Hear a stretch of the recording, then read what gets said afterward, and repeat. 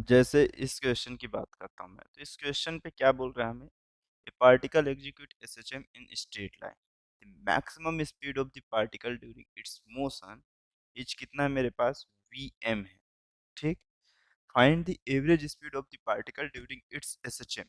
Average speed पूछा है particle का, एक कंप्लीट ऑसिलेशंस पे कितना होगा। तो आपको मालूम है एवरेज स्पीड कैसा होता है? एवरेज स्पीड मतलब जो नेगेटिव भी आ रहा होगा उसे हम कैसा लेंगे? पॉजिटिव लेंगे। मतलब मेरे पास वेलोसिटी का कैसा लिख रहे होंगे? मैग्नीट्यूड लिख रहे होंगे। ठीक है। क्योंकि हमें मालूम है कि एसएचएम में पार्टिकल अपने मीन पोजीशन के क्रॉस ऑसिलेट करता है, एक बार पास में जाता है, एक बार दूर में जाता है। ठीक। तो उसकी हर इंस्टेंट पे एक अलग अलग वेलोसिटी आती है। तो हर इंस्टेंट पे वेलोसिटी आ रही है, तो अगर मेरे पास एक साइनोसॉइडल वेवफॉर्म का जब हम एवरेज फाइंड करें तो वो एक्चुअल में जीरो आ जाएगा।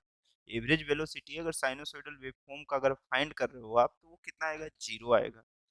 तो अब मुझे वेलोसिटी नहीं फाइंड करना है, एक्चुअल में मुझे फाइंड क्या करना पड़ेगा? स्पीड फाइंड करना पड़ेगा।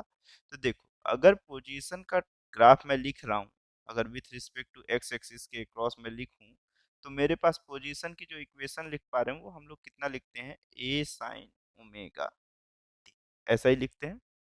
ठीक। और प्लस वो फाइव भी लिख दिए तो कांस्टेंट होगा। फाइव तो सिर्फ फेस के लिए डिफाइन करेगा, साइन डिफाइन हो गया कि उसका फेस हम क्या कंसीडर कर रहे हैं। ठीक है।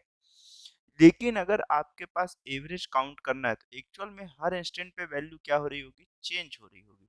तो एवरेज वैल्यू एक्चुअल में होगी कितना? Total distance. एक्स एक्सिस में टोटल डिस्टेंस अपॉन टोटल कौन सा हो जाएगा? टाइम। अब पूरे क्वेश्चन में आपके पास dx एक्चुअल में कहीं पर है ही नहीं। इस पूरे क्वेश्चन में कहीं पर भी आपके पास dx है ही नहीं। अब ये x किसी इंस्टेंट की पोजीशन गिवन है, स्मॉल पोजीशंस का फॉर्मेट यहाँ पे है ही नहीं। लेकिन आपको मालूम है जब इसे आप टाइम के रिस्पेक्ट पे डिफरेंशिएट करेंगे, अगर डिफरेंशिएट करेंगे तो ये आपके पास कितना हो जाएगा? वेलोसिटी हो जाएगा। और इसका differentiation a into omega cos omega T होगा। ठीक। अब यहाँ तक भी आपको कभी कोई तकलीफ होगी नहीं। एक्चुअल में पोजीशन का ग्राफ विद टाइम जब आप देख रहे होंगे तो ये साइन का ग्राफ कुछ इस तरह से बनेगा। ये जीरो होगा, ये टी बाई टू होगा, और ये कितना हो जाएगा? टी हो जाएगा। इसके मिड पोर्शन में ये कितना हुआ? T by four. और ये कौन सा हुआ? एक्स। सिमिलर, अगर मैं यहाँ पर से बोला तो ये वैल्यूएशन यहाँ से ऐसे पीछे जाके इस तरह से कुछ ऐसे जा रही हो। अब जब इसको डिफरेंशिएट करेंगे तो मीन जो मैक्सिमम वैल्यू, ये वैल्यू कहाँ पे आ रही होगी मेरे पास? अगर टाइम पीरियड का अगर ऐसे बात किया जाए तो ये वन फोर्थ पे आ रहा होगा। फिर उसके बाद एक हाफ होगा, ये टी बाई फोर होगा, और ये कौन सा होगा? थ्री टी बाई फोर हो जाएगा। और लास्ट स्टेप जो आएगा ये मेरे पास कितना हो जाएगा? टी हो जाएगा। ये कॉस का ग्राफ हर टाइम इंस्टेंट पे वैल्यू अलग अलग दिख रही है। तो मैं जब इसे इंटीग्रेट कर रहा हूँ तो एक्चुअल में जब भी मैं इसे देखूंगा तो मैं पहले टी बाई फोर तक आ रहा हूँ, फिर थ्री टी बाई फोर तक, और फिर टी तक। ये किसका ग्राफ है? पोजीशन का। और ये किसका ग्राफ है? मतलब ये किसकी इक्वेशन? पोजीशन का, और ये वेलोसिटी का। अब बात ये आई कि मुझे ये डिनोट क्यों करना पड़ा? ये सिर्फ आपको इसलिए दिखाने के लिए क्योंकि आप यहाँ से देखो तो dx की जो वैल्यू आएगी वो v इंटू कितना आ जाएगा? dt आ जाएगा। जहां से v एवरेज की जो वैल्यू आपको देखने को मिलेगी वो dx की वैल्यू कितना हो जाएगा? v into dt। और ये इंटीग्रेशन ऑफ कितना हो जाएगा मेरे पास? dt। ठीक। अब वेलोसिटी, ये एक्चुअल में वेलोसिटी है विथ रिस्पेक्ट टू टाइम, वह हर इंस्टेंट पे कैसा है? Different different. मैं क्या ले लूंगा इसका? एक सिंपल सा फॉर्मेट, एक फर्स्ट स्टेप का मैग्नीट्यूड, फिर सेकंड स्टेप का, और फिर उसके बाद अपने पास कौन से स्टेप का आ जाएगा? फोर्थ स्टेप का। मतलब एक फर्स्ट, एक सेकंड, और एक कौन सा? थर्ड स्टेप का देखेंगे। जैसे ही अगर मैं देखना स्टार्ट किया, हर इंस्टेंट में मैं सिर्फ उसका मैग्नीट्यूड ही लूंगा। मैं इसके लिए क्या करूंगा? मैग्नीट्यूड ही देख रहा हूँ। तो फर्स्ट स्टेप में जीरो से कहाँ तक जा रहा होगा? टी बाई फोर तक जा रहा होगा। और ये वैल्यू कितना हो जाएगा? v की वैल्यू हर इंस्टेंट पे अलग अलग है। फर्स्ट इंस्टेंट पे कितना है मेरे पास? यहाँ से a into omega cos omega T into कितना हुआ? डी टी, प्लस अगले स्टेप में कितना हुआ मेरे पास? टी बाई फोर से लेके थ्री टी बाई ऑफ कौन सा? फोर तक। और अगले स्टेप में कितना हो गया ये मेरे पास? a इंटू ओमेगा, और फिर से कितना लिखने का? Cos omega T. फिर नेक्स्ट स्टेप में आप जाओ तो आपके पास ये देखने को मिलेगा कितना 3t/4 से लेके आप कहाँ तक जा रहे होगे टी तक। हर इंस्टेंट पे वैल्यूएशन अलग अलग दिख रही होगी। हाँ, एक हाफ साइकिल के लिए प्लस साइड होगा और नेक्स्ट हाफ साइकिल के लिए कहाँ पे होगा, नीचे साइड हो जा रहा होगा। तो ये कितना हो जाएगा मेरे पास, ए ओमेगा कॉस ओमेगा टी हो जाएगा। और पूरा टाइम ड्यूरेशन तो पूरा टाइम पीरियड कितना है, इंटीग्रेशन ऑफ डी टी एक टाइम पीरियड के इक्वल मैं देख रहा हूँ, तो ये टी हो गया। ठीक है, तो अगर ये हुआ तो मेरे पास वी एवरेज में ये सब को अगर आप देखोगे तो ए ओमेगा आपके पास डायरेक्टली कैसा है, कॉमन निकाल सकते हो, कोई दिक्कत की बात यहाँ तक नहीं है। कॉस का इस टर्म का, और ये अपॉन डिनोमिनेटर में कितना हुआ टी, कॉस के इस टर्म का इंटीग्रेशन जो होगा ये कौन सा हो जाएगा, साइन ओमेगा टी। ठीक, और ये कितना हुआ, जीरो से लेके t/4 तक। अगले स्टेप में कितना होगा मेरे पास, हाँ इसका डिनोमिनेटर में ओमेगा आ जाएगा, सिमिलर ये भी जाएगा कितना, साइन ओमेगा टी। और ये वैल्यू जीरो से लेके जीरो से t/4 नहीं होगा, t/4 से 3t/4 होता जाएगा। ये कितना हो जाएगा यहाँ से, t/4 से लेके 3t/4 तक। और नेक्स्ट स्टेप पे जैसे ही आप देखोगे तो ये फिर से कितना आते जाएगा आपके पास यहाँ पर से, और ये सब के डिनोमिनेटर में ओमेगा होगा। ए ओमेगा कांस्टेंट बाहर, कॉस ओमेगा टी का इंटीग्रेशन आप करके देख सकते हो कितना आएगा, sine omega T upon omega. तो ये कितना हो गया मेरे पास यहाँ से, sine omega T by omega. यहाँ पर भी आएगा, लिमिट कहाँ से कहाँ तक हो गई अब, 3t/4 से लेके कहाँ तक हो गया मेरे पास, टी तक, इस तरह से। ठीक, अब देखो सभी से ओमेगा डिनोमिनेटर से कॉमन निकलेगा और कैंसिल आउट हो जाएगा। ठीक है, तो उसके बाद अगर वी एवरेज की वैल्यू की बात की जाए तो ओमेगा कैंसिल आउट, ये ए बाई कौन सा हो गया मेरे पास, टी हो गया। ठीक, अब ये t/4 एक्चुअल में जैसे ही मैं इधर कहीं साइड पे लिख देता हूँ, आपको अभी लिख के दिखाई देता हूँ। ठीक है, t की वैल्यू आप कितना जानते हो, 2π/ओमेगा जानते हो। जब इसको 4 से डिवाइड कर दोगे तो ये आपके पास कितना हो जाएगा, आप बताओ खुद ही, π/2 ओमेगा हो जाएगा। कितना हो जाएगा, π/2 ओमेगा हो जाएगा।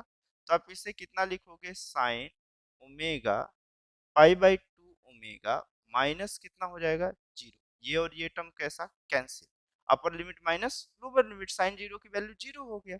उसी तरह से जब आप किसके लिए देख रहे होगे, आप यहाँ पर मैं लिखते चलता हूँ शॉर्ट फॉर्मेट में, अगर 3t/4 के लिए देख रहे होगे तो 3π कितना हो जाएगा, 2 हो जाएगा। तो मैं यहाँ पर से लिख सकता हूँ प्लस हो कितना हो गया मेरे पास, यहाँ पर से अगले स्टेप पे आप बताओ कितना हो गया, ये मेरे पास साइन, ये कितना हो गया, ओमेगा, और t की वैल्यू कितना आपके पास, 3t π/4 को कितना, सॉरी 3t/4 को आप कितना लिखोगे यहाँ पर, 3/4, और अपॉन में कितना हो जाएगा, ये मेरे पास 2π/ओमेगा, और ये कैंसिल आउट होगा तो ये 2 हो जाएगा। तो कितना हो जाएगा, 3π/2 ओमेगा। तो जैसे ही मैं इसमें वैल्यू को पुट किया, 3π/2 ओमेगा माइनस ऑफ, ये कितना हो गया मेरे पास, यहाँ पर आप वैल्यू जैसे ही पुट करोगे तो ओमेगा हुआ इंटू कितना हो गया, 2 ओमेगा हो गया।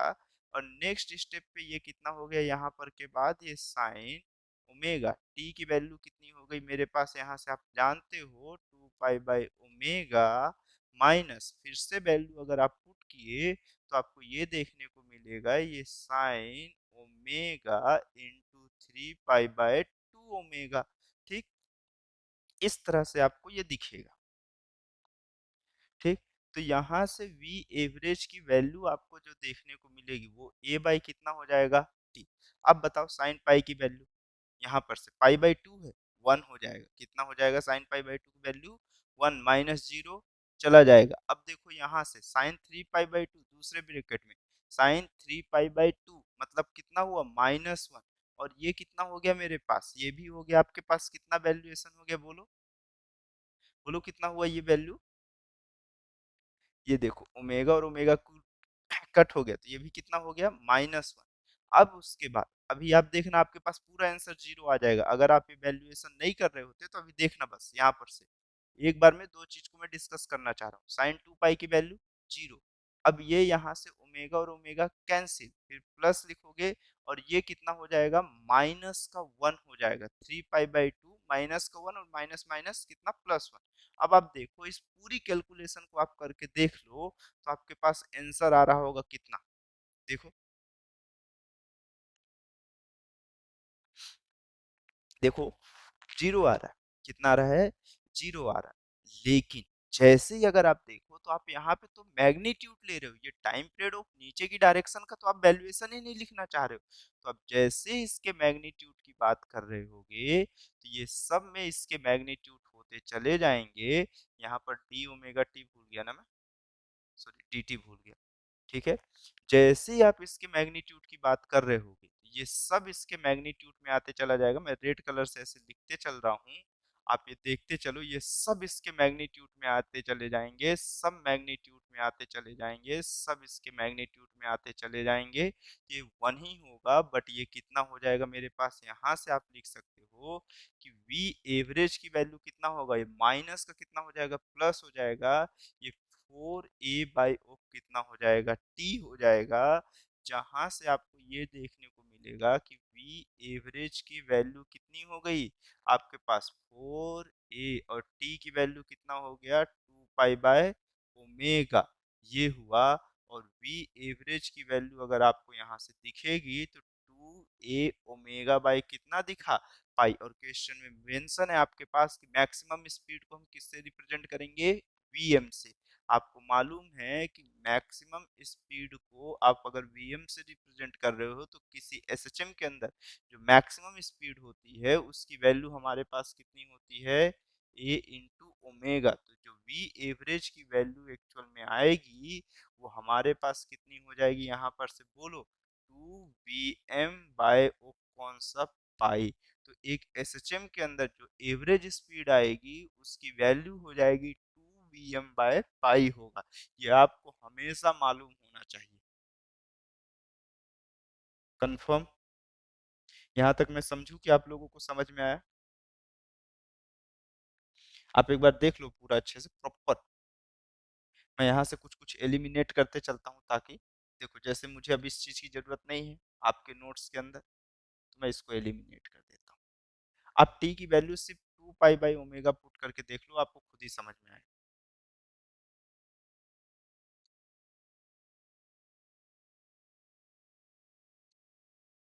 बस। और बाकी अगर आप मैग्नीट्यूड नहीं लेते हो तो आप एक बात याद रखना कि आप वेलोसिटी कंसीडर कर रहे हो, क्योंकि आपके पास ये जो फंक्शन आता है ये किसके लिए, वेलोसिटी के लिए है। ये जो आप लिख रहे हो तो ये एसएचएम की वेलोसिटी है किसी इंस्टेंट पे, ना कि स्पीड है। और स्पीड के लिए उसके मैग्नीट्यूड को आपको लेना कंपलसरी है। नहीं तो पता चला आंसर कुछ का कुछ आप लेके बैठे हुए बोलो सर आंसर नहीं आया। अप्रोच ही आपकी गलत है, मुझे ही ब्लेम करने लगे। ठीक है, तो यहाँ तक सही है। चले आगे क्वेश्चन